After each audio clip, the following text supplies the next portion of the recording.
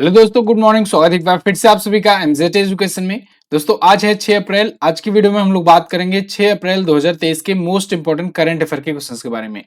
पूरी वीडियो ध्यान से देखिएगा, पूरी वीडियो डिटेल में आपको समझाई गई है। इसकी क्विज और पीडीएफ आपको फ्री में एमजेटी ऐप पर मिल जाएगी। चलिए पहले क्विकली रिवीजन कर लेते हैं कल का। चीन ने अभी हाल ही में भारत के 11 स्थानों के नाम बदलने की घोषणा की है। ये 11 चीजें आंध्र प्रदेश में है, कुछ पहाड़ियां हैं, कुछ नदियां हैं, कुछ स्थान है। फ्रांस ने बास्टिल डे परेड के लिए प्रधानमंत्री भारत के नरेंद्र मोदी जी को आमंत्रित किया है।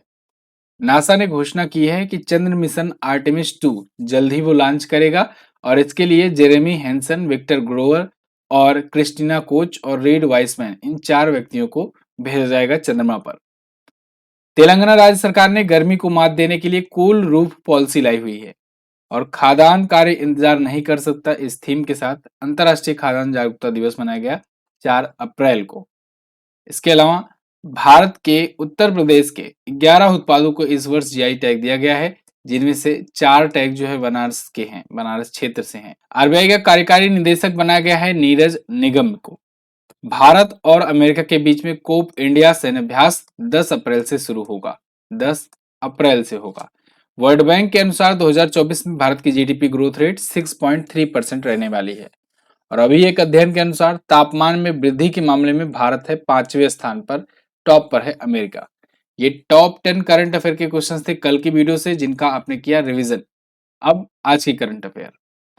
हाल ही में निम्न में से कौन सा दिवस 5 अप्रैल को मनाया गया?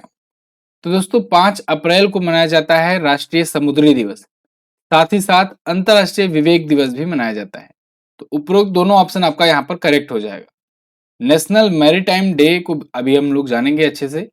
अंतरराष्ट्रीय विवेक दिवस भी मनाया जाता है, इंटरनेशनल कॉन्शियंस डे, या फिर कह सकते हैं इंटरनेशनल डे ऑफ कॉन्शियंस। विवेक और बुद्धि में बहुत ही बेसिक सा डिफरेंस होता है।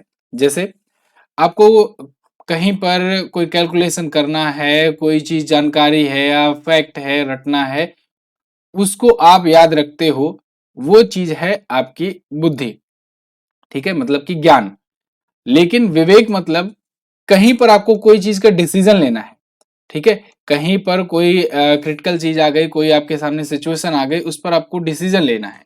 वो डिसीजन आप किस प्रकार से लेते हो, किस दिशा में लेते हो, वो अगर पॉजिटिव दिशा में अच्छी जगह पर अगर यूज करते हो उस ज्ञान को, तो उसे कहेंगे विवेक। समझ में आ रही मेरी बात? आपके पास नॉलेज है, ये आपकी बुद्धि है, ये आपका ज्ञान है, लेकिन उस नॉलेज को कितना सही आप इस्तेमाल कर पाते हो, ये आपका विवेक है। क्लियर? चलिए अब बात करते हैं हम लोग नेशनल मैरीटाइम डे की, राष्ट्रीय समुद्री दिवस। दोस्तों समुद्र का क्या महत्व है, या व्यापार के क्षेत्र में चाहे हो, चाहे रक्षा के क्षेत्र में हो, चाहे जो मिनरल्स मिलते हैं, या फिर जो भी मतलब मानव जीवन में उसका उपयोग होता है, इसके बारे में अवेयरनेस फैलाने के लिए ये दिवस मनाया जाता है। ठीक है, राष्ट्रीय समुद्री दिवस। इस बार की थीम रखी गई है गोल्डन इरा इन शिपिंग। अच्छा, ये तो राष्ट्रीय है, यानी अपने देश का है। अंतरराष्ट्रीय स्तर का कब मनाया जाता है? तो दोस्तों विश्व समुद्री दिवस मनाया जाता है सितंबर महीने के लास्ट गुरुवार को। क्लियर? अब इस महीने के अभी तक कौन कौन से महत्वपूर्ण दिवस और आए हैं? जैसे 1 अप्रैल को उत्कल दिवस या ओडिशा स्थापना दिवस मनाया गया। 1 अप्रैल को ही आरबीआई स्थापना दिवस यानी रिजर्व बैंक ऑफ इंडिया का स्थापना दिवस। 2 अप्रैल को विश्व आत्म केंद्रित जागरूकता दिवस, ऑटिज्म अवेयरनेस डे जिसे कहते हैं। 4 अप्रैल को अंतरराष्ट्रीय खान जागरूकता दिवस। क्लियर? आगे बढ़ते हैं। अगला, फिक्की महिला संगठन की 40वीं अध्यक्ष कौन बनाई गई? तो फिक्की महिला संगठन, जिसे शॉर्ट फॉर्म में कहते हैं FLO, फिक्की लेडीज ऑर्गेनाइजेशन, इसकी दोस्तों 40वीं अध्यक्ष बनाए गए हैं सुधा शिव कुमार। सुधा शिव कुमार ये रही, इमेज में देख लीजिए, और द हिंदू का आर्टिकल आपके सामने है। ये फिक्की लेडीज ऑर्गेनाइजेशन की प्रेसिडेंट की शपथ ली है। अब देखो FLO जो है ना, ये फिक्की का महिलाओं की भागीदारी को बढ़ावा देने के लिए और उनको वेरियस फील्ड में प्रोत्साहित करने के लिए ये काम करता है, और काफी पहले से काम कर रहा है। 1983 में ये संस्था बनाई गई। फिक्की तो बहुत पहले से ही था। फिक्की का ही एक डिपार्टमेंट बनाया गया जो खास करके लेडीज पर फोकस होता है, उनको प्रोत्साहित करने के लिए काम करता है। फिक्की की बात करें अगर, तो federation of Indian chambers of commerce and industry, ये इसका फुल फॉर्म होता है। 1927 में इसकी स्थापना हुई थी। मुख्यालय नई दिल्ली में है। अध्यक्ष हैं शुभ्राकांत पांडा, इनका भी नाम याद रखना है, रिसेंट ही नियुक्ति हुई है। और महासचिव हैं शैलेश पाठक। क्लियर। अगला, हाल ही में किस देश की मुद्रा ने रूस में सबसे ज्यादा कारोबारी वाली मुद्रा के रूप में डॉलर को प्रतिस्थापित किया? तो अभी हाल ही में चाइना की जो करेंसी है ना, युआन, युआन चाइना की जो करेंसी है, इसने रसिया में सबसे ज्यादा ट्रेडिंग के मामले में डॉलर को रिप्लेस कर दिया है। यानी रसिया में आज के टाइम पर युआन ज्यादा यूज किया जा रहा है। रसिया आजकल युआन करेंसी का यूज कर रहा है अपने चीजों को खरीदने और बेचने के लिए। पहले यूएस डॉलर का यूज किया जाता था, लेकिन आपको याद होगा जब से रसिया और यूक्रेन का युद्ध शुरू हुआ तो उसके बाद से स्विफ्ट सैंक्शन लगा दिया गया था। स्विफ्ट सैंक्शन वो सैंक्शन होता है जिसके तहत आप डॉलर में ट्रेड नहीं कर पाते हो। ठीक है, तो स्विफ्ट सैंक्शन लगाने के बाद से क्या हुआ कि रसिया का ट्रेड जो हुआ ये इंटरनेशनल ग्लोबल मार्केट से ठप पड़ गया। लेकिन फिर रसिया ने युआन में धीरे धीरे परचेजिंग करना शुरू कर दिया या फिर कोई चीजें बेचना शुरू कर दिया, व्यापार करना शुरू कर दिया। और आज के टाइम पर ऐसा हो गया है कि चाइना का युआन जो है इसने यूएस डॉलर को रिप्लेस कर दिया है। अभी एक रिपोर्ट निकल करके सामने आई जिसमें 23.6% हिस्सा जो है विदेशी मुद्रा का टर्नओवर ये युआन का हो गया है रूस के पास, और डॉलर का हिस्सा 22.5% ही रह गया है। ठीक है, पहली बार ऐसा हुआ है जब युआन ने डॉलर को इंटरचेंज कर दिया है, मतलब कि रिप्लेस कर दिया है।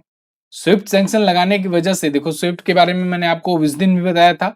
स्विफ्ट दोस्तों एक ऐसी संस्था है जो बिचौलिए का काम करती है। अगर कोई एक देश दूसरे देश के पास कोई पेमेंट करता है तो ये पेमेंट कंफर्म कराती है, मतलब कि डॉलर में ये कराती है पेमेंट। यूएस डॉलर को माना जाता है इंटरनेशनल करेंसी, और ये काम यानी कि पेमेंट जो है ये पूरा कराने की जिम्मेदारी होती है स्विफ्ट नाम की संस्था के पास।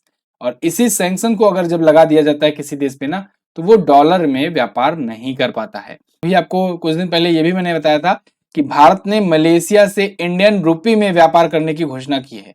ठीक है, तो जहां चाइना युआन को मजबूत करने में लगा है, वहीं भारत रुपए को मजबूत करने में लगा है। और सबका सबका उद्देश्य यही है कि कहीं ना कहीं ये डॉलर से जो डिपेंडेंसी है ये कम की जाए, वरना कल को आपके ऊपर जब स्विफ्ट सैंक्शन लग जाएगा तो आप क्या करोगे।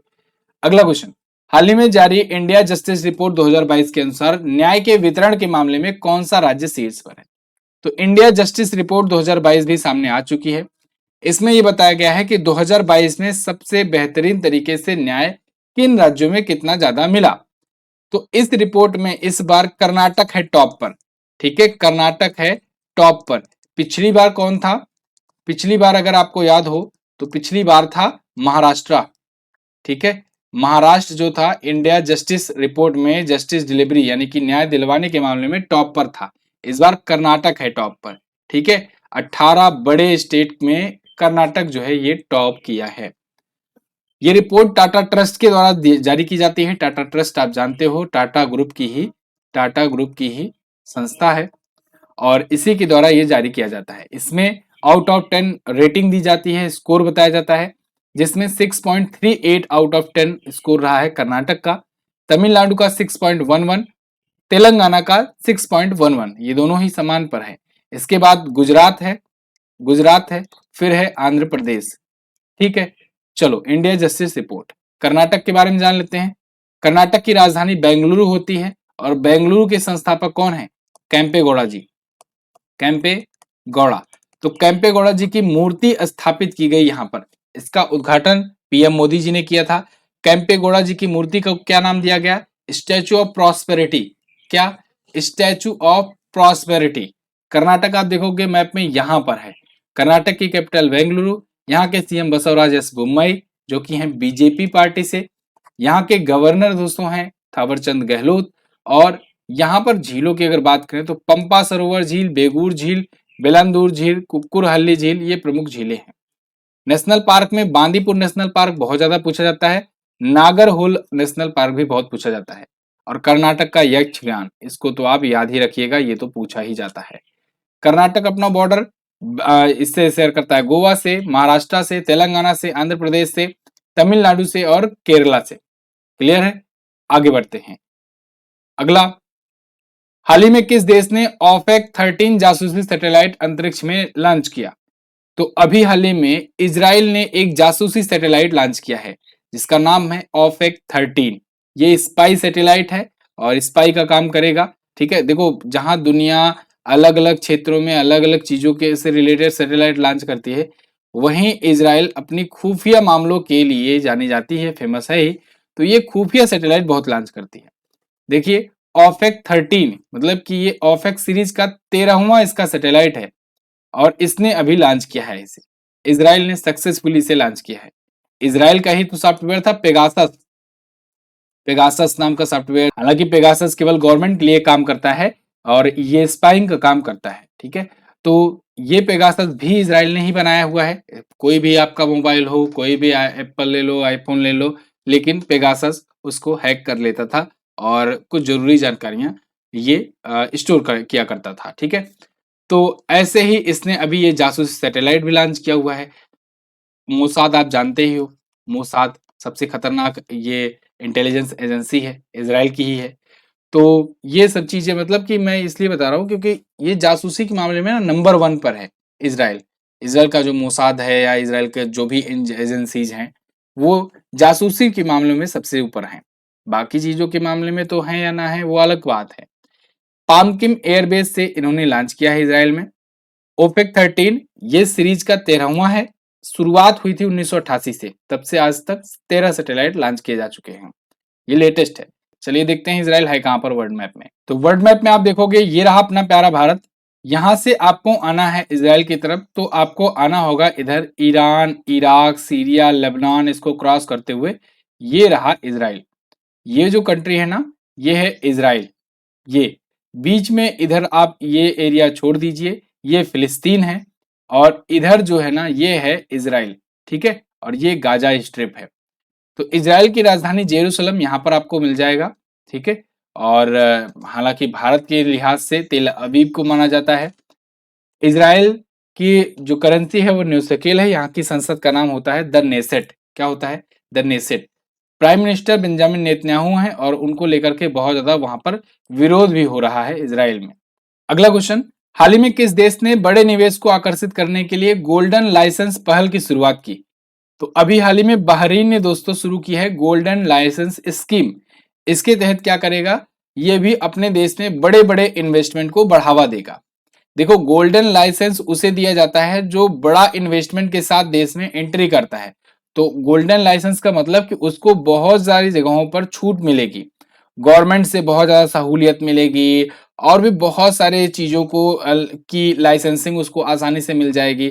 बस कंडीशन ये है कि आप जाकर के वहां पर कोई बड़ा इन्वेस्टमेंट करो। ऐसे ही अन्य देशों में गोल्डन वीजा होता है, आपने सुना होगा। यूएई का जैसे गोल्डन वीजा की बात करें तो यूएई का गोल्डन वीजा सबसे पहले किसे मिला था? संजय दत्त को मिला था। संजय दत्त को मिला है। ठीक है ना, सबसे पहला गोल्डन वीजा यूएई का। तो ऐसे ही ये कब मिलता है? जब जाकर के यूएई में आप कोई बड़ा इन्वेस्टमेंट कर रहे हो वहां पर। ठीक है, तब जाकर के वहां पर दिया जाता है गोल्डन वीजा का मतलब। उसमें बहुत सारी सहूलतें दी जाती है कि आप कभी भी आ सकते हो, कभी भी जा सकते हो। आपका ऐसा वीजा होगा, ठीक है, बिजनेस पर्पज का। और भी वहां पर सरकारी सेवाएं, चेकिंग वगैरह, मतलब कि काफी सहूलियत मिलती है। ऐसे ही यहाँ पर गोल्डन लाइसेंस मिला हुआ है। कहाँ पर दिया जाएगा? मतलब बहरीन में। ठीक है, तो बस जाकर के वहां पर इन्वेस्टमेंट करना है। बहरीन ये भी देखते हैं वर्ल्ड मैप में कहां पर है। तो बहरीन के लिए भी देखिए ये रहा सबसे पहले अपना प्यारा भारत। यहां से आना है हमें ओमान की तरफ। ओमान देखोगे आप, यूएई देखोगे, ये रहा ओमान, यूएई। ठीक है, और इधर सऊदी अरेबिया। यहीं पर आपको कतर दिखेगा और कतर के पास में बहुत ही छोटा सा देश है बहरीन। अब देखो कितना ज्यादा छोटा देश है। कहां पर? ये बहरीन। और कहां पर? ये इंडिया। इतना बड़ा इंडिया और इसके गोवा के बराबर भी नहीं है, शायद गोवा से भी छोटा ही है बहरीन। ये देखो, और इसकी कैपिटल मनामा ये रही। यहाँ के प्राइम मिनिस्टर हैं सलमान बिन हमद अल खलीफा और मुद्रा होती है बहरीनी दिनार। क्लियर? अगला क्वेश्चन, चर्चे में रही पुस्तक गांधी सियासत और संप्रदाय के लेखक कौन है? इसको लिखा है पीयूष बाबेले ने। पीयूष बाबेले एक लेखक हैं, पत्रकार हैं और साथ ही साथ कांग्रेस पार्टी के एमपी में कांग्रेस पार्टी के मीडिया डिपार्टमेंट के प्रमुख भी हैं। तो इन्होंने ये पुस्तक लिखी हुई है गांधी सियासत और सांप्रदायिकता, ठीक है, पीयूष बाबेल ने। और इनकी एक और पुस्तक आ चुकी है इससे पहले, नेहरू मिथक और सत्य, तो ये इसके लेखक भी हैं और साथ ही साथ इन्होंने अपनी नई पुस्तक गांधी जी के ऊपर लिखी हुई है। पिछले दिनों में भी कुछ पुस्तकें आई हैं, उनका रिवीजन कर लेते हैं। India's vaccine growth story, Sajjan Singh Yadav के द्वारा लिखी गई। आजाद, ये गुलाम नबी आजाद जी की आत्मकथा थी। वार एंड विमेन, ये डॉक्टर एम ए हसन इनकी पुस्तक। A matter of the heart, Anurag Behar की पुस्तक। Snakes in the Ganga, Rajiv Malhotra और विजया विश्वनाथन की पुस्तक। Vipin, the man behind the uniform, Rachna Bisht Rawat की पुस्तक। As good as my word, सचिव के एम चंद्रशेखर की पुस्तक। India's struggle for independence, Gandhian era, ये पी ज्योतिमणि और प्रोफेसर जी बालन ने लिखा। और इंडिया वैक्सीन ग्रोथ, ये तो सज्जन सिंह यादव, ये रिपीट हो गया है। Modi shaping a global order in flux, ये विदेश मंत्री एस जयशंकर जी ने पुस्तक लॉन्च किया है। विक्ट्री सिटी, सलमान रुश्दी की पुस्तक है। और the poverty of political economy, Meghnath Desai की पुस्तक। अगला, हाल ही में किस राज्य के मिर्चा चावल को जीआई टैग दिया गया? तो दोस्तों अभी मिर्चा चावल को जीआई टैग दिया गया है, प्रोडक्ट है। यहां पर आप आर्टिकल देख पाओगे, बिहार एरोमेटिक मर्चा राइस गेट जीआई टैग, तो इसे जियोग्राफिकल इंडिकेशन टैग मिल चुका है। मर्चा राइस जो है ये एक प्रकार का राइस है, एक चावल है जो जिसका जो आकार है देखने में काली मिर्च की जैसा होता है, गोल गोल छोटा सा, इसीलिए इसे मर्चा राइस कहा जाता है, मर्चा चावल कहा जाता है। क्लियर? बिहार का ये प्रोडक्ट है जिसे मिला है जीआई टैग। बिहार के बहुत सारे प्रोडक्ट को जीआई टैग मिल चुका है इससे पहले, जैसे मैं अगर बात करूं मगही पान, यहाँ पर मैं लिख दे रहा हूं, मगही पान हुआ, मिथिला मखाना हुआ, ठीक है, भागलपुरी जर्दालू आम हुआ, ठीक है, जर्दालू आम हुआ। और अभी मिर्चा चावल को भी दिया गया, ठीक है। और यहीं का एक और है शाही लीची को भी मिल चुका है जीआई टैग। और अभी आपको याद होगा कि यूपी के बारे में मैंने आपको बताया था अभी कल की ही वीडियो में कि यूपी के टोटल इस साल 11 प्रोडक्ट को जीआई टैग मिला है, जिसमें 4 को अभी रिसेंटली दिया गया है।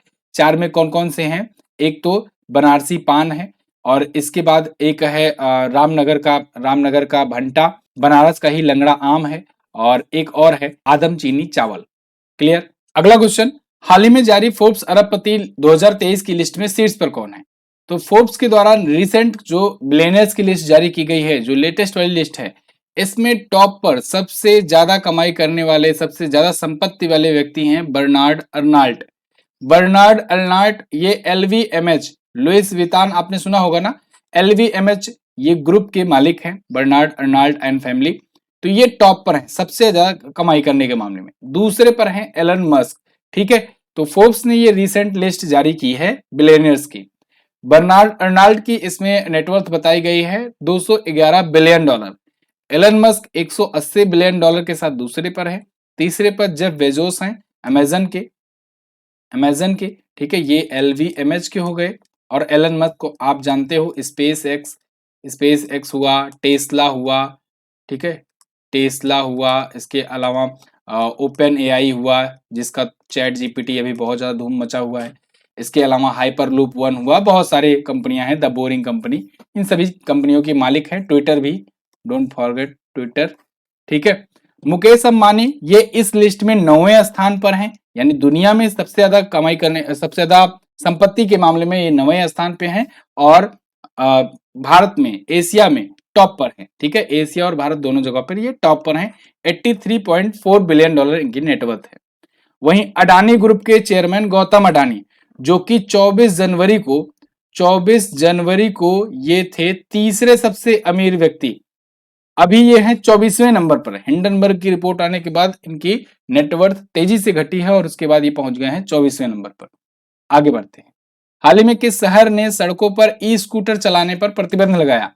तो अभी हाल ही में फ्रांस की राजधानी पेरिस में एक बड़ा डिसीजन निकल करके सामने आया है। इन्होंने सड़कों पर ई स्कूटर चलाने वालों को बैन कर दिया है। ये देखो, ये है ई स्कूटर, ठीक है ना, ये अपने यहाँ वाला स्कूटी नहीं, जो ई स्कूटी आती है, पेरिस में इस टाइप के भी ये स्कूटी बहुत ज़्यादा चलता है, ई स्कूटर, तो इस पर प्रतिबंध लगा दिया गया है। इसके पीछे इनका कहना ये है कि जब से ये आया मार्केट में, तब से हर कोई इसको लेकर के दौड़ा रहा है और इसकी वजह से भीड़ बहुत ज़्यादा बढ़ गई है और दुर्घटनाएँ बहुत ज़्यादा हो रही है। पिछले कुछ वर्षों में देखा गया है कि दुर्घटनाओं में सबसे ज़्यादा जो कारण रहे हैं वो यही रहा है, ई स्कूटर। इसीलिए इसको प्रतिबंधित कर दिया है क्योंकि इसको लोग सही से चलाते नहीं हैं। ट्रेनिंग मिली नहीं रहती है तो अनट्रेन्ड तरीके से कोई भी इसको चलाता है लापरवाही तरीके से, तो जिससे यातायात का नियम पालन नहीं होता है और फिर बहुत ज़्यादा एक्सीडेंट वगैरह के केसेस आते हैं। तो इसलिए फ्रांस की राजधानी पेरिस में इसे बैन कर दिया गया है। ठीक है? तो ये टॉप 10 करंट अफेयर के क्वेश्चंस थे आज की वीडियो से। आई होप आपको वीडियो पसंद आई होगी, इन्फॉर्मेटिव लगी होगी। अगर वीडियो पसंद आई है तो इसको लाइक कीजिएगा, शेयर कीजिएगा अपने दोस्तों के पास।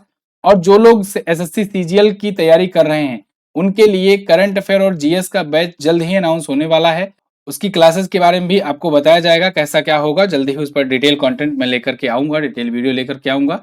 जिन्हें ज्वाइन करना होगा वो उसे ज्वाइन कर सकते हैं। ठीक है? तो अभी जल्द ही इसके बारे में आज या कल में अनाउंस कर दिया जाएगा। कल मैंने आपसे पूछा था 100 से ज्यादा फार्मूला 1 रेस जीतने का रिकॉर्ड किसके नाम है, तो लुइस हैमिल्टन के नाम है। मर्सिडीज के ड्राइवर हैं और ये ग्रेट ब्रिटेन के रहने वाले हैं। निम्न में से किस देश को यूरोप का भारत कहा जाता है? इटली को यूरोप का भारत कहते हैं। आज आपको क्या बताना है? फ्रांस ने 2023 के बास्टिल डे परेड के लिए पीएम मोदी को आमंत्रित किया। बास्टिल डे परेड फ्रांस में कब मनाया जाता है? अगला क्वेश्चन, भौगोलिक उत्पाद संकेतक जीआई टैग के लिए संसद में बिल कब लाया गया? दोनों क्वेश्चन अच्छे क्वेश्चन हैं, दोनों के बारे में आप बहुत सारी चीजें बता सकते हो। इसकी क्विज और फ्री पीडीएफ दोनों ही आपको फ्री में बिल्कुल मिलेगी एमजेटी ऐप पर। आप एमजेटी ऐप पर उसे प्राप्त कर सकते हैं और हमारे क्वालिटी कोर्सेज भी आप वहां पर ले पाएंगे। मार्च की ई बुक भी आ गई है, तो मार्च महीने की ई बुक अगर हिंदी और इंग्लिश दोनों लैंग्वेज में आपको किसी भी लैंग्वेज में लेना है तो आप जाकर के ले सकते हैं। बहुत बहुत धन्यवाद यहाँ तक वीडियो देखने के लिए। मिलेंगे अगली वीडियो में, तब तक के लिए नमस्कार, जय हिंद, वंदे मातरम।